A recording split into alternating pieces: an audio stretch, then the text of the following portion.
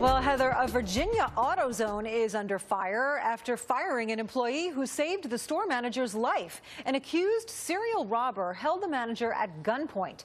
That's when Devin McClain ran to his car and grabbed his legal gun, ran back in and confronted the suspect. The would-be robber fled. But instead of being hailed as a hero, McClain was fired for violating AutoZone policy.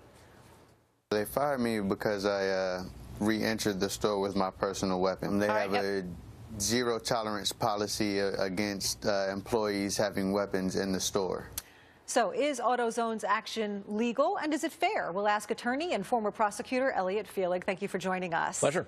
AutoZone's point is that every time you introduce a gun or a second gun into a volatile situation like that, it escalates the risk for everyone. Well, what's the old saying, no good deed goes unpunished? Yeah. I mean, this strikes a lot of people as very unfair in this particular case. This is a guy, he's an Air Force veteran, Patty Ann. He's expecting his first child, and he says he regarded his co-workers like family members and was doing what anyone would do to protect family members.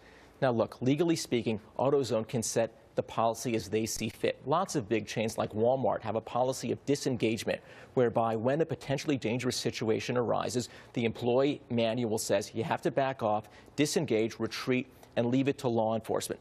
AutoZone says we have a policy of zero tolerance when it comes to employees having weapons on the premises. And now we know when they say zero tolerance, they really mean zero tolerance. Yeah, because he didn't have this gun in his pocket. He was there in the store without the gun, saw the gun being held at his manager's head, snuck out a back door, went to his car, got the gun, brought it in, and sure enough, the guy put his hands up and fled. His coworker says, he saved my life. The local sheriff says he's a hero.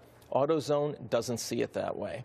So, as you say, legally they had every right to enforce their zero-tolerance policy, but they don't have to enforce that policy. They can make an exception. Absolutely. There's nothing stopping AutoZone or any other employer from saying, you know what, we may have a policy that discourages this type of conduct, but we're going to handle it on a case-by-case basis. Let me make an analogy. You know, prosecutors walk into courtrooms in this country every single day in some cases and say, Judge, even though I can prove a crime was committed here, even though I can prove beyond a reasonable doubt this defendant is guilty, based on the unique circumstances in this case, fairness dictates that we not go forward with the prosecution, so we're going to dismiss the charges. Nothing is stopping AutoZone from saying, sure, generally we discourage employees from doing anything that might escalate the violence.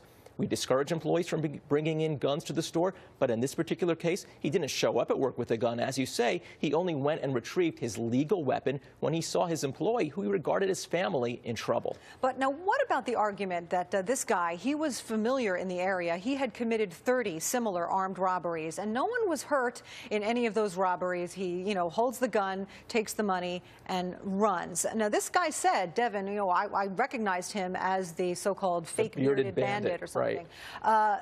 So is there an argument that, well, you know, he was not a violent offender and probably everything would have been fine, and then you pull out a gun and maybe there's a shootout and now people die? I don't think any of us would really take comfort in the fact that up to this point this guy hadn't used the gun. I think any of us would feel a total sense of fear and a sense of concern for people we care about if a gun was pulled on them, notwithstanding, sure, up to this point he hasn't used his weapon, but you know what, he still could have this time.